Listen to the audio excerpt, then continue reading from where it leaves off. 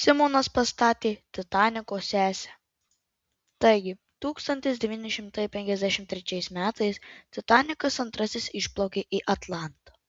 Titanikas atkurtas, geresnė technika ir saugiau. Plaukime į Atlantą. Vakarienės laikas. Kaip ir ramu, bet šalta. Tikrai. Aš net galiu pajausti šilumą kabinoje. Visų greičiu į priekį. Plaukiame visų greičiu. Padarykime kambarių turą. Štai pirma klasė. O štai antroji.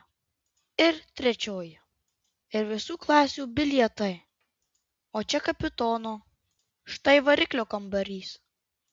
O čia mūsų geriausias šefas, kuris gali pagaminti bet ką. O čia mūsų vipas. Jam labai patinka mūsų meniu maistas. Reikia išvengti ledynų, nes bus kaip Titanikui. Štai pirmos klasės maistas. Kas man skambina vidury pasakojimų? Tau reikėtų grįžti į Lietuvą, nes nutiko daug. Nu tai papasakok. Taigi tavo laivų rojų apvogė ir visi laivai dingo. Gerai, kai grįšiu, tada pažiūrėsiu. Viso.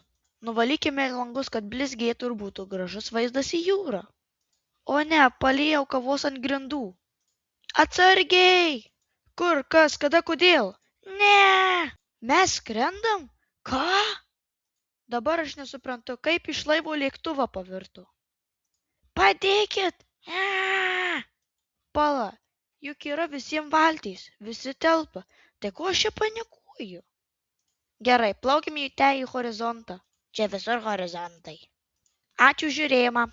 Atia.